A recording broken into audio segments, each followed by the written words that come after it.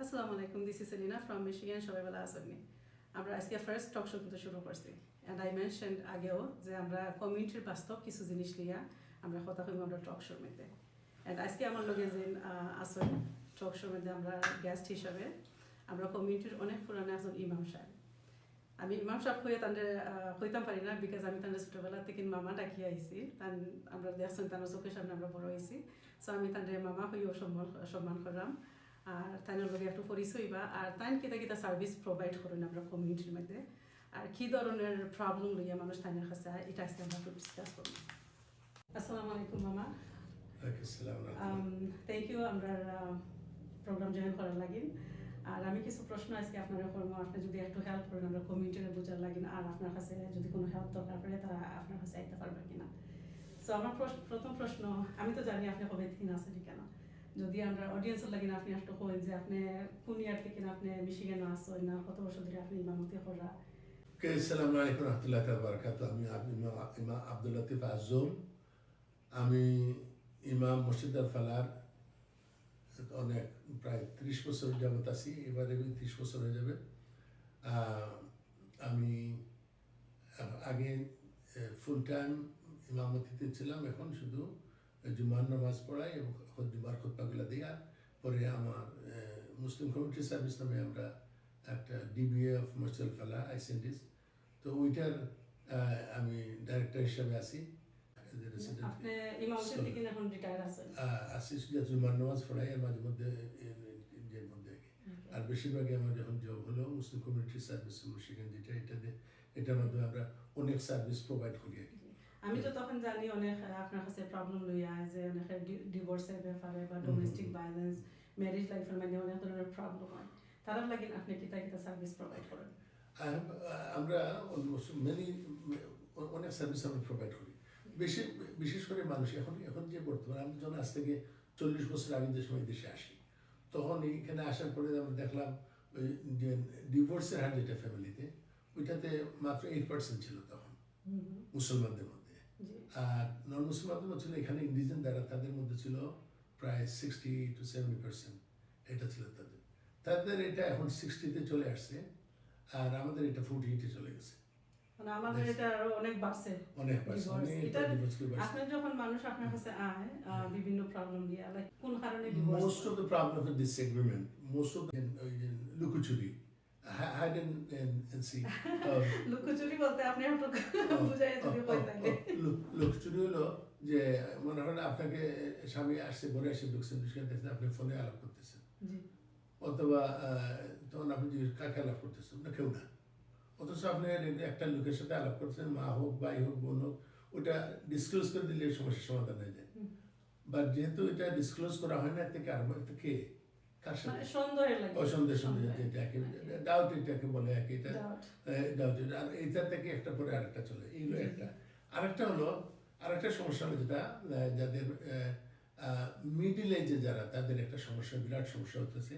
এই সমস্যা নিয়ে আসছে তাদের মানে সন্তানরা তাদের কথা শুনে না, এবং এই সমস্যাটা আসছে এই জন্য আমি দেখছি সেটা হলো হাজব্যান্ড এবং ওয়াইফ দুইজনই কাজ করে।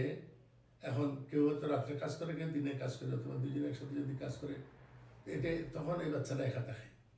তো প্রাইম টাইম যেটা বাচ্চাদের দিয়ে একটা সময় দেওয়া দরকার, এই সময়টা দেওয়া হচ্ছে না বাচ্চাদেরকে, তাই এই সমস্যাটা হয়ে যায়। তাদের ওয়ার্ল্ড হলো বেসমেন্ট, 4 দেয়ালের ভিতরে তাদের ওয়ার্ল্ড, যেখানে তাদের বাবা অ্যাবসেন্ট, তাদের মা অ্যাবসেন্ট, তাদের সমাজ, তাদের তাদের অভ্যাস হয়ে গেছে। ফ্রিলি যখন কেউ না এখানে কাউকে কেউ দেখবে, ভাই বসে সে তার ওয়ার্ল্ডে কাজ করতেছে, বোন সে তার একা বসে সে কাজ করতেছে। আবার অনেক সময় এই একাকিত্ব মানুষদেরকে অনেক অন্যায়ের দিকে নিয়ে যায়, এই দিন করে। তখন এক্সপোজ হয় মা বাবার কাছে, এক্সপোজ যখন হয়, মা বাবার কাছে কিভাবে এক্সপোজ হয় এটা দেখতে হয় না। হঠাৎ করে একদিন মা বাবা কাজে না গেলেন, হঠাৎ করে একদিন সাডেনলি চলে আসলেন, কাজ থেকে চলে আসলেন, তারা তখন প্রস্তুত থাকে না যে অবস্থাতে আসলে অনেক কিছু এক্সপোজ হয়ে মা বাবার সামনে। এটা অনেক, সেটা মুখে নেওয়ার মতো না, এই ধরনের অনেক। এবং যে যদি কাজ কাউকে করতেই হয়, কিন্তু আপনাদের বাচ্চাদের সময় বাদ দিয়ে বাচ্চাদেরকে সময় দিতে হবে। আপনি তারা যখন স্কুলে থাকে তো আপনি কাজে যান, তারা যখন ঘুমিয়ে থাকে তখন আপনি কাজে যান, একজন যান একজন থাকেন, একজন যান একজন থাকেন, তখনই আপনি বাচ্চাদেরকে রক্ষা করতে পারবেন। যে কি question? আপনার বাচ্চার জন্য একটা সময় রাখতে হবে। ইব্রাহিম আলাইহিস সালামের কাছে যে ওহী আসছে ওইখানে বলছেন এখন আপনার জন্য একটা নির্দিষ্ট সময় থাকে আপনার সন্তান সন্ততিদের জন্য, যাদের সাথে আপনি বসতে পারেন, কথা বলতে পারেন, তাদেরকে আপনার সম্পর্কে তারা জানে এবং আপনার উপরে তারা নির্ভরশীল, আপনার বাচ্চারা আপনার উপরে নির্ভরশীল, মা বাবার উপরে নির্ভরশীল। এটা একটা দোষ। কিন্তু মা বাবা যদি সবসময় আমরা অ্যালার্ট থাকি, প্রশ্নটা ইনশাআল্লাহ তার থেকে বাড়ি আসে যাবে।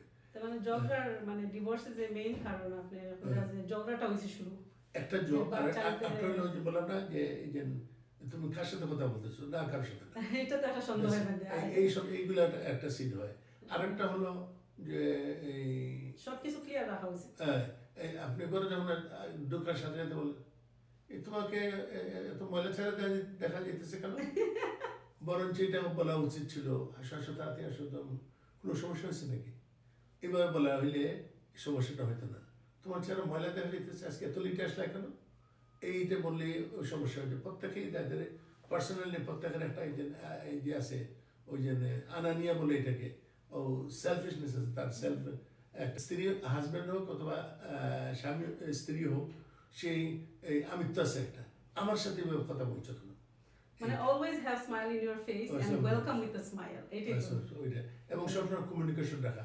আপনি যখন সুযোগ পেলেন হলো ভালো আসেন, কোনো কিছু নিয়ে আসতাম নি, কোনো আনতাম নি, কিছু নিয়ে আইতাম নি, এই ধরনের আপনি যদি সবসময় খেয়াল রাখেন, আপনি মনে করেন আপনি ফোনের মধ্যে আছেন, সুন্দর একটা ফ্লাওয়ার দেখছেন, কাট করে বুকে পাঠা দেয় লাভ। Take the advice from Mama. He said send the flower to your wife and say I love you. And also use give them nickname, give your wife nickname, give your husband nickname. So those nickname will bring close to you. Rasulullah sallallahu alaihi wasallam, his wife name Aisha, he called Aish. Her name is Aisha, he called Humaira. This one is Sudi. So মানে সুন্দর হয়ে বরে বা হাজবেন্ডে একটা মায়ার নাম দেওয়া যায়, এটা থেকে আরো ভালোবাসা ইনক্রিজ হয়। Continuously আল্লাহ সুবহানাহু ওয়া তাআলা দিয়েছেন, চোখ দিয়েছেন, হাত দিয়েছেন, মুখ দিয়েছেন, সবগুলো আমার হাজব্যান্ড এবং ওয়াইফ হলো গার্মেন্টের মতো। এখানের সাথে সবসময় একটা রিলেশনশিপ থাকবে। একটা মনে করেন একটা চা দিল হাতের মধ্যে, একটা ভেরি গুড, চাটা খুব মজা হয়েছে, স্যার কাপ নিতে আসছে যখন, It's a nice compliment. এবং এটা অ্যাপ্রিশিয়েট করা, স্বামী এবং স্ত্রীর সম্পর্ককে বেহেশতি সম্পর্ক, হেভেনলি সম্পর্ক বানাইতে হলে একটি মাত্র পথ, you have to appreciate, be considerate and appreciate each other. Right. সামান্য এক গ্লাস পানি দিলে বলবেন থ্যাংক ইউ, আপনি ভালো খাবার বানিয়েছে, I really appreciate it, it's very good.